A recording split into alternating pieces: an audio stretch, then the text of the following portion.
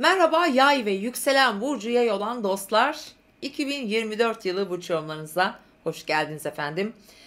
Bu yayın Mart ve Aralık ayı içerisindeki enerjiler için size hazırlanıyor. Bilginiz olsun ve yükselen Güneş burcu, Ay burcu ve doğum haritanızda birden fazla yay burcunda yerleşiminiz varsa lütfen izleyin sevgili dostlar, ama ilk sırada mutlaka yükselen burcunuz olmalı. Evet sevgili yay burçları, bu yıl tutulmalar tabii ki Koç ve Terazi aksında.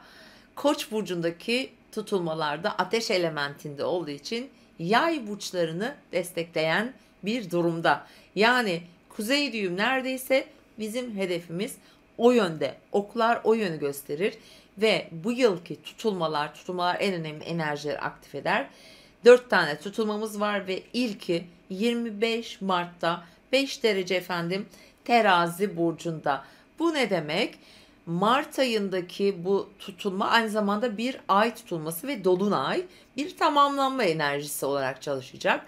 Geçmişi, arkada bıraktığımız bir zaman dilimiyle ilgili bir konuyu aydınlığa çıkaracak, nihayete erdirecek. Sosyal alanınız, projeleriniz, iş yaşamınızla ilgili, sosyal hayatınız, arkadaşlarınız, mesleki konuyla ilgili aslında sosyalleşmek olarak değerlendirebilirsiniz. Buradaki tutulma, burada bir sonuçlanma, nihai bir karar diyelim, ortaya çıkartabilir.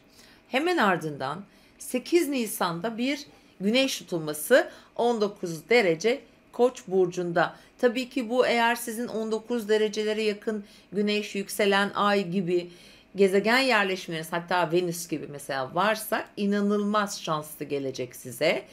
Önce tutulmalar biraz zorlar, biraz sıkıntı verir, biraz stres yapabilir, ama sonrasında enerjiler çok daha olumluya dönecektir. Öncelikle aşktan başlayalım. Birçok yay inanılmaz güzel aşklar yaşar. 8 Nisan itibariyle birçok yay çocuklarla ilgili sürpriz gelişmeler yaşar. Efendim, bir takım yaylar için mesela finansla ilgili konuları çalıştırır. Parasal konuları, yatırımları, borsayı, dijital konuları.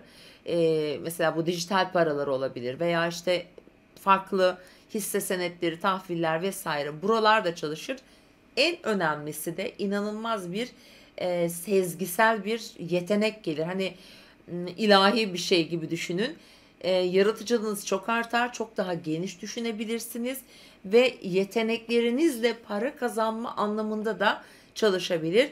Hobilerinizi kazanca dönüştürebilirsiniz mesela. Ev hanımısın, evinde ürettiğini satabilirsin. Veya böyle bir platforma girmeye hazırlanabilirsin. Onun yanı sıra sanat anlamında çok çalışır. Birçok yay bu yıl aslında bir hobiye de başlayabilir ki inanılmaz güzel. Mutlaka tavsiye ederim, spora, dansa, resme veya benzeri şeylere başlamak için de ve bu yönde ilerlemek için harika olabilir ki, özellikle dediğim gibi Venüs falan varsa, Neptün falan varsa orada inanılmaz ilham vericidir. Evet, devam edelim. Yılın sonunda iki tutulmamız daha var. 18 Eylül'de bir balık burcunda tutulmamız var. İşte bu yaylar için çok önemli bir dönem. Yılın sonuna doğru yay burçları taşınma olasılığı en yüksek burç. Almıştır bir ev, bir türlü taşınamıyordur, bir türlü eksiği bitmiyordur gibi bir konunuz varsa çalışır. Miraslı konular varsa yine bu Eylül döneminde ebeveynleri ilgilendiren, atalarınızdan kalmış hani köklerinizle ilgili konular çalışabilir. Evin içinde bazı yenilikler, özellikle anne, baba, ebeveynlerle ilgili yine buna benzer konular hayatınızda yer tutabilir. Satürn'ün etkili olduğu bir tutulma. Ben daha çok hani baba figürü, anne figürü gibi kişilerin yaşamları, onların sorumlulukları, mesela onları yanınıza almak, onlarla yaşamaya başlamak gibi de düşünebilirsiniz. Veya alıp kendinizi onların yanına taşınırsınız. Böyle yer değişiklikleri olma olasılığı bayağı yüksek gözüküyor.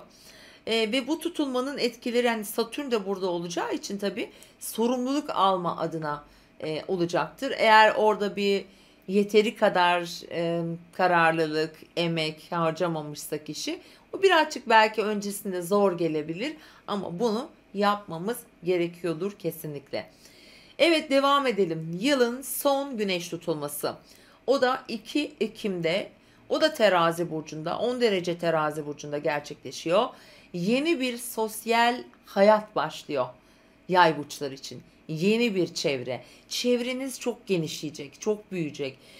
Çok insanla tanışacaksınız. Belki de öyle bir mesleki anlamda gerekecek, böyle bir şey gerekecek ve siz topluluk içinde, toplum önünde daha fazla boy göstereceksiniz.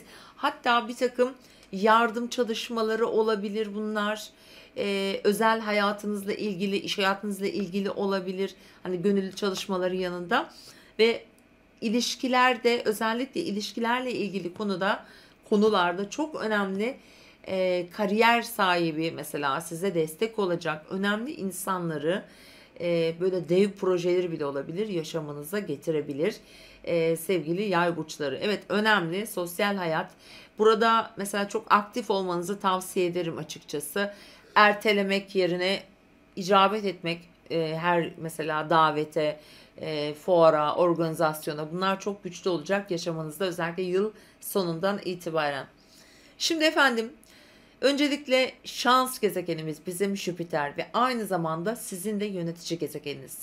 Ve Haziran ayına kadar Boğa burcundaki seyahatini sürdürecek, 26 Mayıs'a kadar. Sağlık, işle ilgili konular, çevreniz, mesela eşiniz, onların akrabaları her anlamda çalışacak bu arada. Sağlıkla ilgili konularda, işle ilgili konularda, özellikle Nisan ve Mayıs'ın ilk günleri çok sürprizli şeyler olabilir burada. Beklemediğiniz çok hoş sürprizler gelir, haberler alırsınız. Önemli bir değişim olabilir mesela. Çalıştığınız yeri değiştirebilirsiniz. Ekip arkadaşlarınızı değiştirebilirsiniz veya yeni bir iş kapısı açabilirsiniz. Yani yay burçları iş hayatlarında hem şanslısınız hem de orada sürpriz gelişmeler yaşayacaksınız. Ve bu hayatınızda kariyeri, eğer çalışıyorsanız kariyer adına, para kazanma adına, hani emeğinle para kazanırsın ya, hani bir iş yaparsın, karşılığını alırsın. Bu anlamda çok faydalı çalışacak. Evet, 26 Mayıs'tan sonra bizim şans gezegenimiz Jüpiter'imiz İkizler Burcu'na geçer ve yay burçlarının tam karşıt alanında ilerlemeye başlayacak. Bu da sizin için aslında bir şans. Mesela yılın en şanslı burcu kim diyorduk bu yıl için? Boğalar, ikizler. Ama sırf boğalar değil, mesela boğalar ve akrepler ve siz ikizlersiniz, siz yaysınız. İkizler burcundaki Jüpiter size de çok şans verecek çünkü tam karşınızdan geçecek. İlişkiler evinize giren Jüpiter yıl sonuna kadar, hatta bir yıl boyunca ilişkiler evinizde. Mesela yayların ilişki dinamikleri fırsatlara dönecek artık. İşle ilgili, sosyalleşmekle ilgili, eşinizin, mesela sizin olmayabilir ama eşinizin ya da hayat arkadaşınızın bir işinde önemli bir gelişme, bir büyüme, bir atama getirebilir. Yeni iş projeleri getirebilir, ortaklıklar getirebilir. Hatta bazı yaylara evlilikle ilgili konuları da devreye sokacaktır.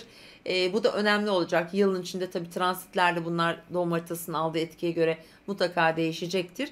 Ama şanslı olacaksınız. Yani 26 Mayıs'tan sonra da efendim. Evet sevgili dostlar, genel olarak enerjiler bu şekilde ama mesela en fazla gündeminizde olacak konu başlıkları şöyle sıralayacağım. Ev ve aile ile ilgili, aile içi konular çok önemli olacak. Bilhassa şunu söylemek istiyorum. Nisan ilk 10 günü falan biraz dikkatli olun. Ev içindeki kazalar, sakarlıklar vesaire, sağlık sorunları gibi konular ya da işte suyla ilgili konular olabilir Nisan ayında. Evle, yerleşim yeriyle ilgili konularda buna dikkat lütfen. Ve yılın sonuna kadar aslında çocuklar, aşkla ilgili konular, iş hayatınız, ilişkiler ve para, paylaşılan kaynaklar aslında daha çok gündemde olacak. Çünkü 7 Aralık'ta Mars Aslan Burcu'nun 5 derecesinde retro yapmaya başlayacak. Biliyorsunuz Mars retrosu bizi en çok ilgilendiren retrolardan bir tanesi. Öyle Merkür retrosu gibi 4 ayda bir retro yapmadığı için, 2 yılda bir retro yaptığı için etkileri de daha güçlü oluyor. Ve sizin en çok mücadele edeceğiniz alan 7 Aralık'ta başlıyor. 4 ay sürecek aslında bu retro. Mart ayına kadar sürecek. Yengeç burcunda nerede? Paylaşılan kaynaklarınız, ortak paralarınız, yatırımlarınız, gelecekle ilgili planlar da olabilir. Ödemeler, borçlar, vergi, sigorta vesaire finansal konularda, yani yıl sonuna biraz daha özen göstermenizi tavsiye ediyorum. Hatta dikkatli olmanızı. Mars retrosu yay burçların paylaşılan kaynaklar arasında biraz zorlayıcı çalışabilir açıkçası. Ama genel olarak burada Jüpiter'in de İkizler Burcu'nda olacağını düşünürsek eğer, evlilikler, özellikle aile bağları burada çok öne çıkacaktır. Oralara dikkat. Bir de Ağustos ayına biraz daha dikkat edelim diyorum. Evet efendim, bunlar genel yorumlar. Sizin doğum haritanızın aldığı etkileri bilmiyoruz. Belki de etki almayacaksınız. Öyle düşünün lütfen. Ama genel olarak astroloji şaşmaz. Hatta saat şaşar, astroloji şaşmaz diyorum. İzlediğiniz için teşekkürler. Görüşmek üzere.